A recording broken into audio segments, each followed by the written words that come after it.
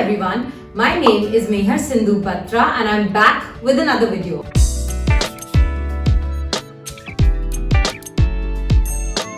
Today's video is a very special interview because it has been something that has been on the top of my list ever since I started my channel.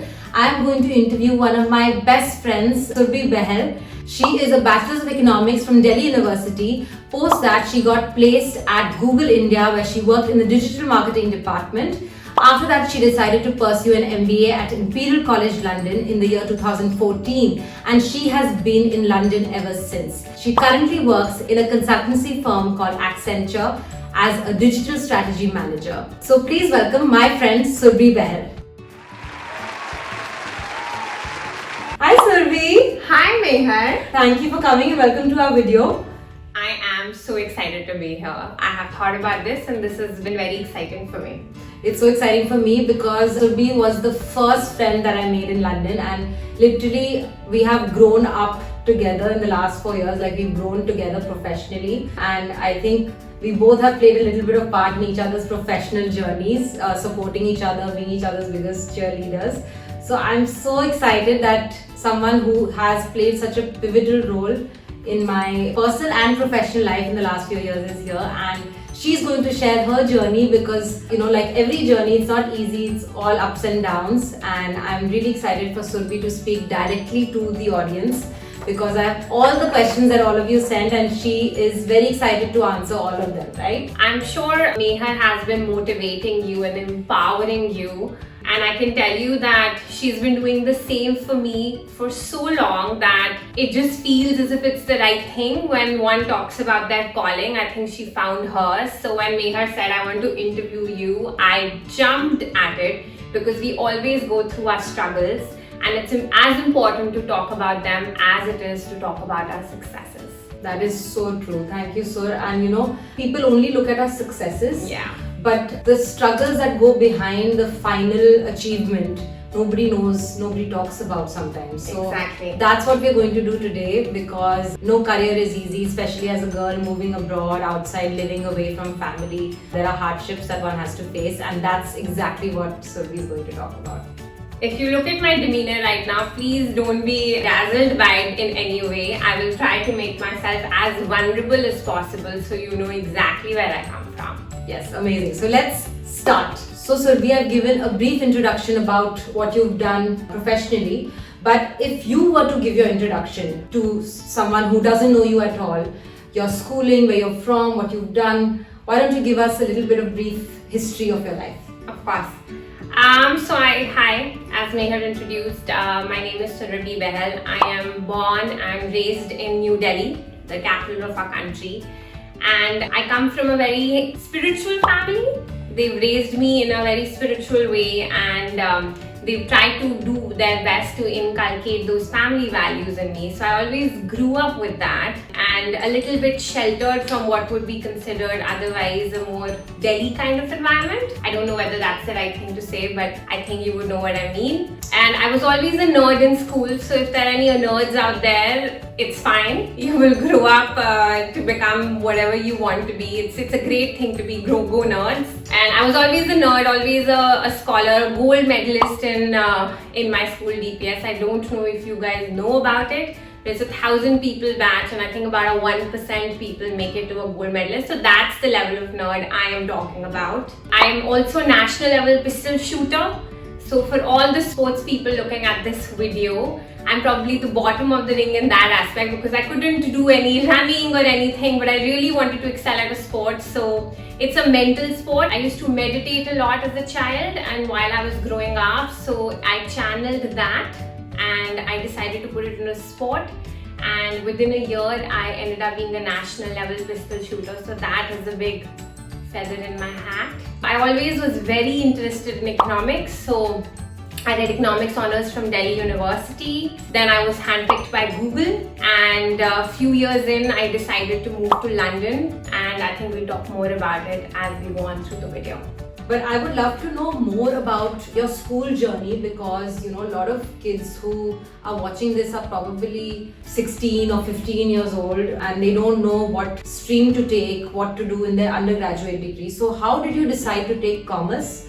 And how did you decide to do economic honors? Yeah, I'm going to start with maybe a cliche. They say follow your heart, follow your passion. It's not easy to follow your passion in Indian society. I don't know about you guys. I definitely struggled to be able to do that. And there is so much pressure, and maybe your parents are okay, but societal pressure to be a thing, to do the right thing, to go where the masses is.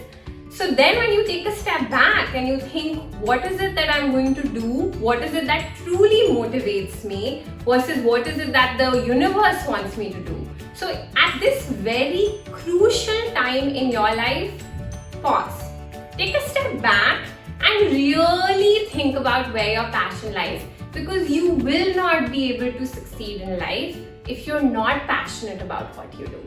So take a step back, think about what motivates you.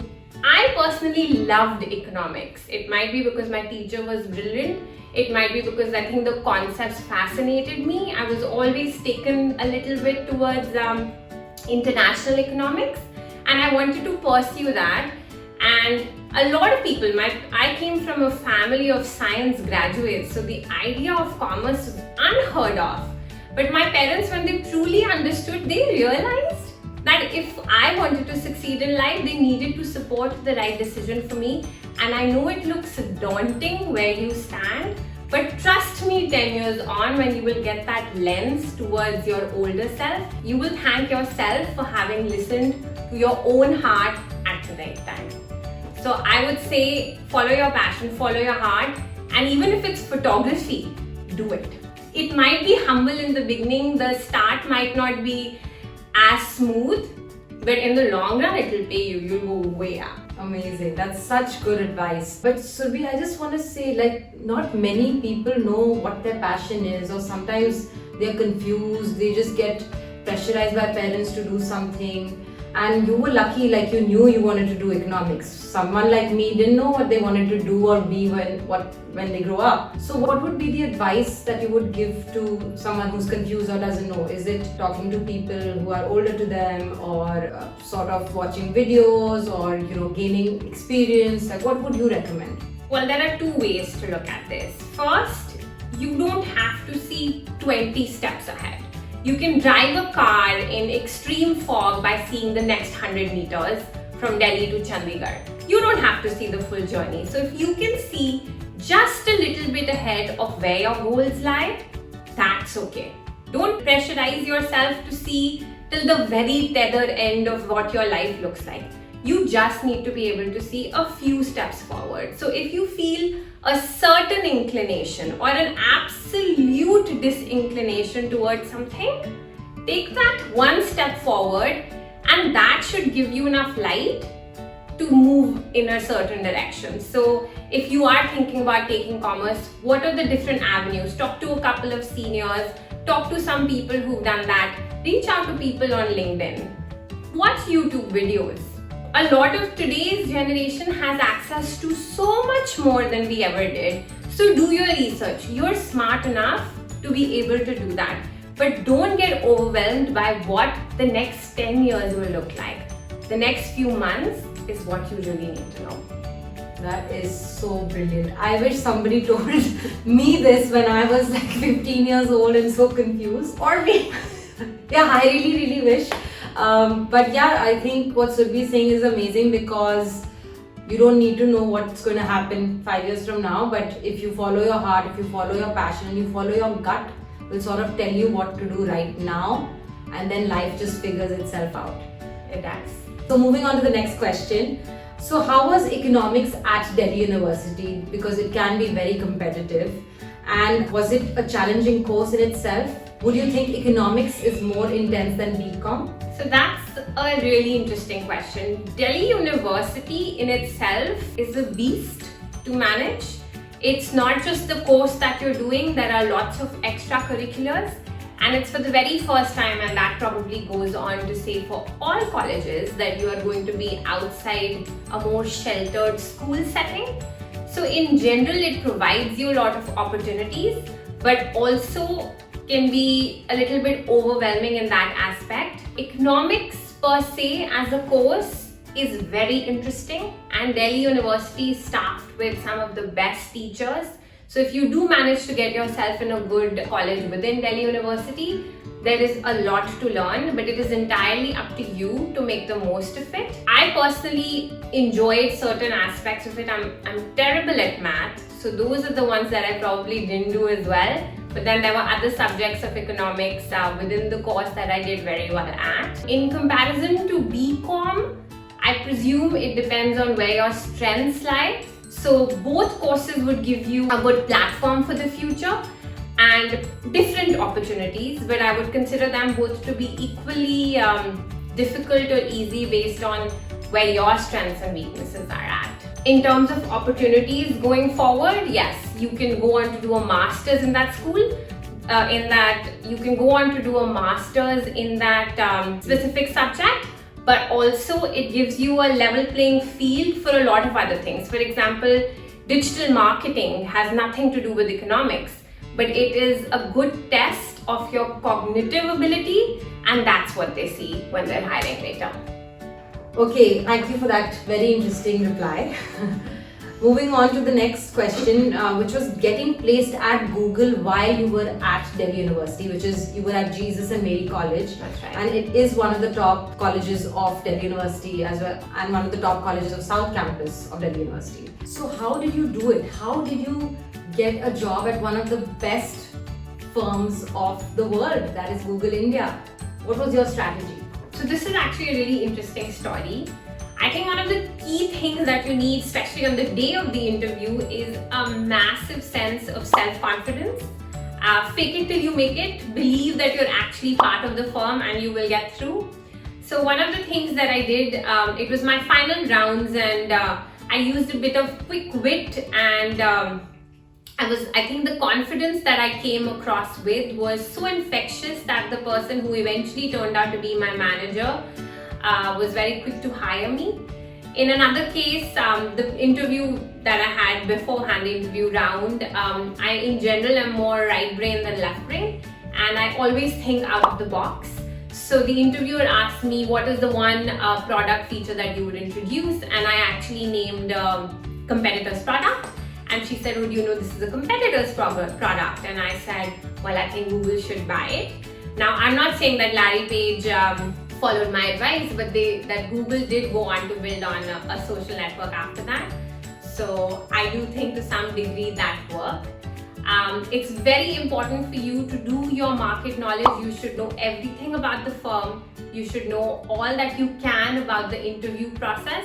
But on that day, try to be calm and really believe that you will get it, and you will find yourself in that role.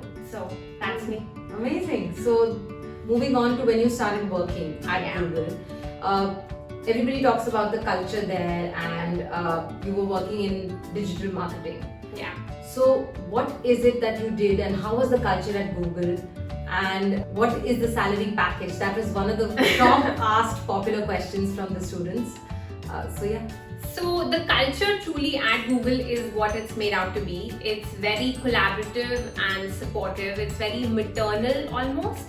It pushes you to give in your best and to really thrive, and as opposed to some of the other firms which can be very dog-eat-dog, it propels you forward in a certain way. By way of salary package, it's not a lot to start with. It was around 5 lakhs per annum. I do want to take a moment to say that in the beginning, it's important for one to really do some of the manual jobs, the menial jobs at a firm, and then use that to propel yourself forward and really move on.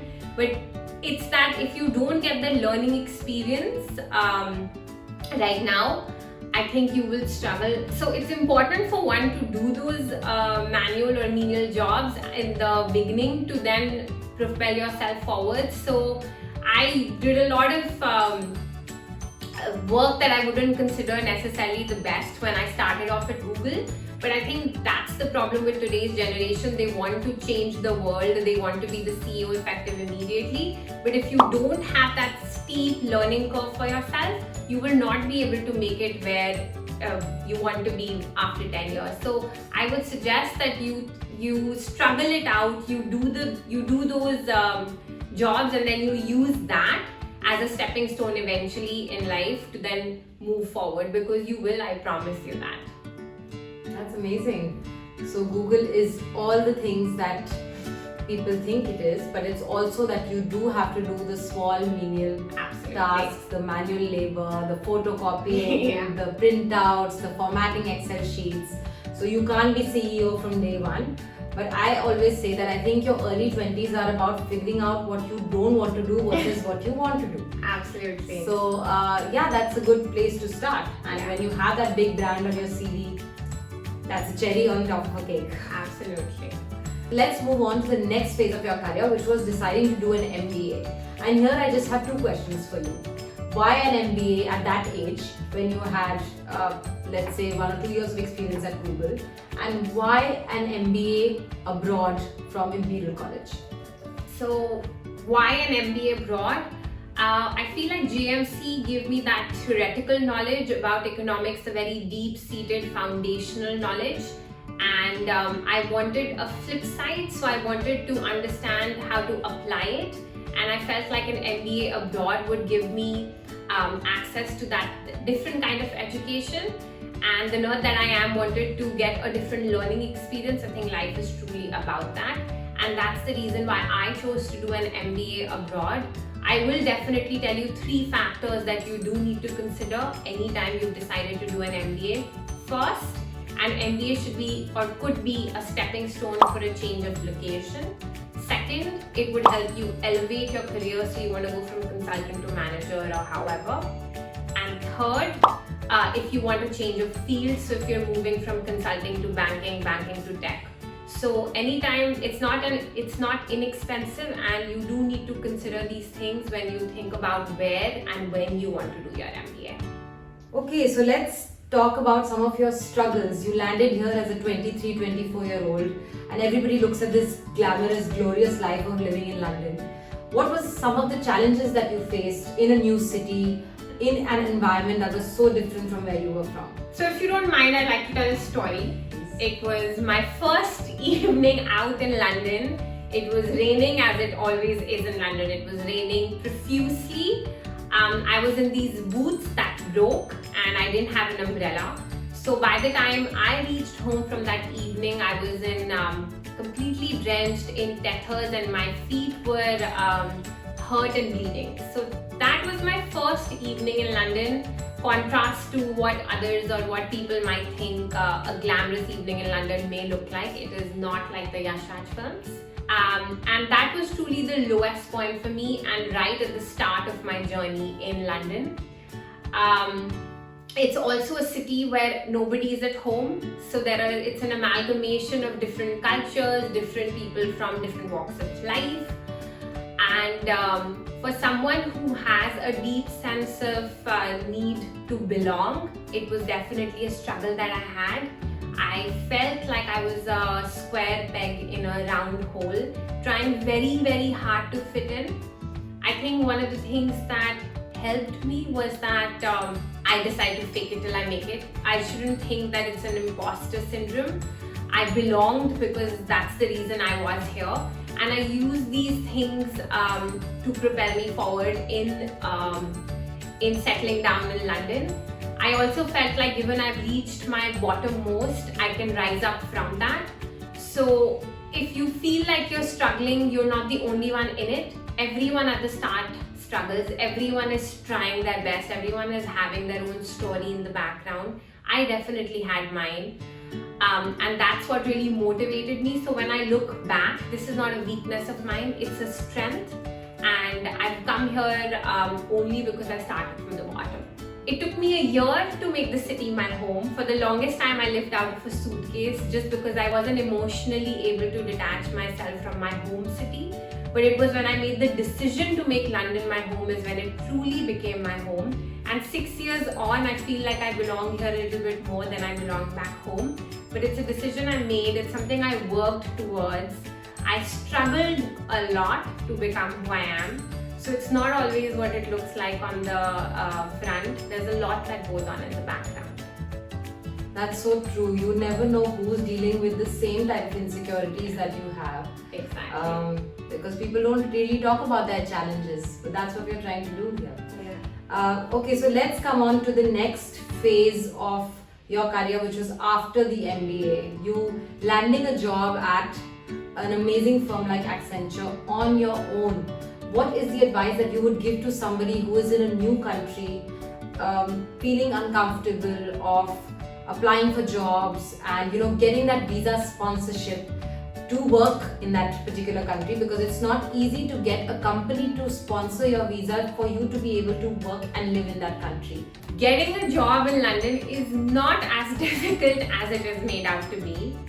I will give you 3 things that really worked for me.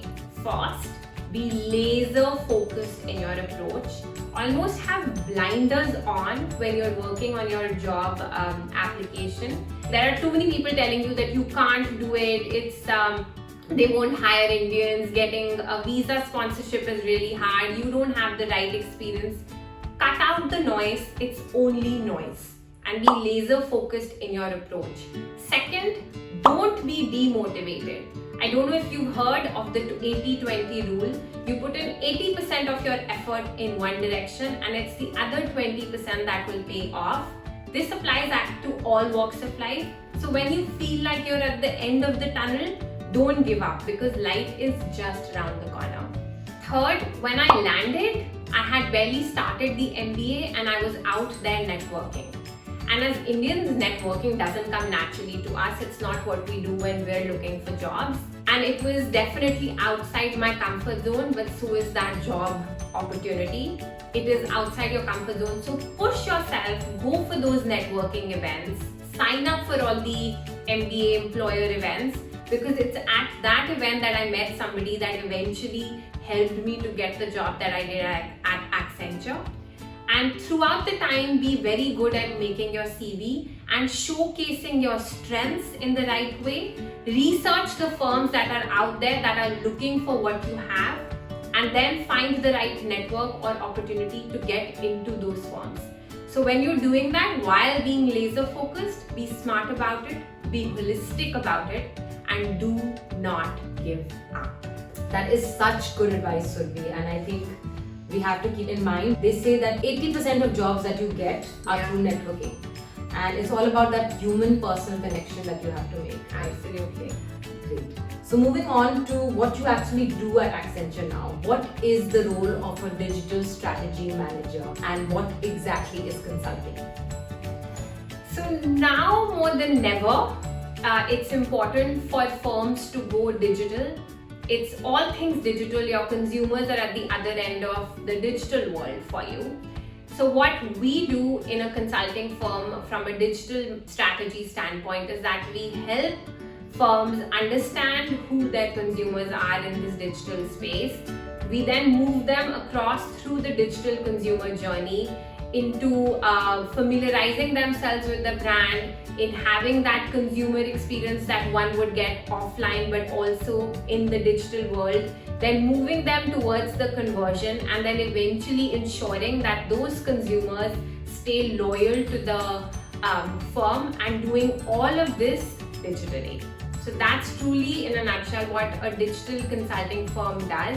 And yes, there are different aspects of it, but we help them problem solve digitally. That's amazing. And did you know you were going to do this 10 years ago? I thought I was going to be an economist 10 years ago. It's only when I completed my bachelor's that I realized that while I loved economics, it wasn't, the love was not so deep that I would pursue it forever. Having said that, I would say plan for the future and then let life happen. That's so amazing. So, like Surbhi is saying, it's okay to pivot your career at any stage of your life. You don't have to be someone who's 15 or 16 years old who has to make a decision for the rest of your life. You can always keep challenging yourself to learn new things, to keep adapting to the environment you're in, and that's exactly what Surbhi did, from economics to Google to working at Accenture in digital strategy, which she probably didn't even know what it was 10 years ago. Exactly. And in a country like the UK, which is so competitive. Yeah. So amalgamating all of this into one question is, what is the advice that you would give to your younger self? If I could, I would write a love letter to myself 10 years ago. One of the biggest advice I would give is, anytime you're stuck in a situation, take a step back and think that if it's not going to matter 10 years from now, it should not take any of your mental space at this moment. I remember getting very nervous about my board exams, thinking this is now or never, it's life or death, what's the society going to say, what am I going to do if I don't get the 100 marks on 100 marks. If I look back right now, I don't even remember how much I had scored, and I can vouch for my peers. It really doesn't matter 10 years from now, it's what you make of that journey throughout versus that one milestone in that moment. So while it matters, I think when you take a step back and you think that there is still a lot that you can do and not let it affect you, is truly when you're at peace with yourself. And I would highly encourage that. If it won't matter in 10 years, it should not matter now. That's amazing. And actually, when we talk about that, I sort of want to touch upon the personal aspect of your personality, because I think personal and professional lives go hand in hand. I want to say that Surbhi is one of the most positive and happy people in my life. I think she's played a pivotal role in making me more happy and positive. And Surbhi, I really want to ask you that question, is that how do you do it? How do you stay positive, happy, even in times when things are not as easy as they should be? What is the story you tell yourself? How do you emerge with a smile on your face every day? So I was actually a really unhappy kid. If my parents were there, they would tell you that all my pictures growing up are with a frown on my face as if someone has pinched me. It's only later in life that I decided to be positive or happy. So let me make it very clear, positivity or being happy every single day is a choice you make.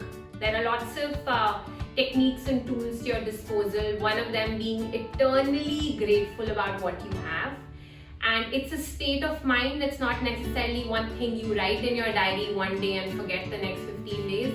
You have to practice it every single day to be a positive person. When in today's environment everything is so grim and uncertain, it's so important for one to be positive. You spend 90% of your time with yourself, so whether your mind is a heaven for you or hell, it's entirely your choice. And I would suggest to make it a happy, positive place to live in. I don't know if you've seen Meher's other videos. She makes so much content on positivity and gratefulness. And I can tell you that I have learned a lot from Meher as she has created this content. And I take notes when she's talking in her videos and imbibe those in my day-to-day life because I'm very action-oriented that way. So thanks for that. That's so amazing. I think I've learned from Surbhi, whereas she's saying the opposite. Great, sir. Thanks so much. I think we can end this video with just one tip that you would want to give to either young women or young girls who are starting their career, who have all these big dreams and ambitions in their mind for their lives, for their careers. And also just any final thoughts or quotes or mottos that you live by.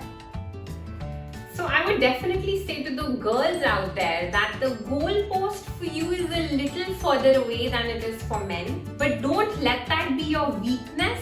Let that be your strength to push you forward to make that leap. And I promise you from my own personal experience that when you decide to take that for yourself, you will be able to run faster than anybody else and in 6-inch heels. So Surbhi, ending this video on one of the things you do professionally to keep challenging yourself in today's environment. So I would definitely advise you to be your authentic self always. Show up exactly how you are, who you are, and people will value you for what you bring to the table. But one additional thing I would like to say is that to keep myself forward, and I attribute my successes to this, is that I set 3 goals every year for myself. They could be both professional and personal. They're not big, hairy goals like being the CEO of a company. They're not so small that I want to buy a television. They're medium level goals, and I have 3 goals, and in the last 10 years, by virtue of that, I have achieved 33 goals of mine. So I would definitely say that push yourself forward, set those goals for yourself, and try your best to achieve them while being yourself. That's so amazing, and I think we can end this interview here. Thank you so much, Surbhi, for your valuable insights and sharing your life lessons and experiences. It's not easy to talk about your challenges and struggles, so thank you so much for doing that, and thank you for being a part of our journey and our story. Absolutely, I really enjoyed it. Please don't forget to subscribe to this channel and share and like this video in case you found it useful, because you never know who may need this valuable advice from someone who is so successful professionally. Please also don't forget to follow me on all the other social media channels. I'll be back soon with another video, but until then, keep dreaming big, hustling hard, and stay true to your authentic self. I hope to see you soon. Bye!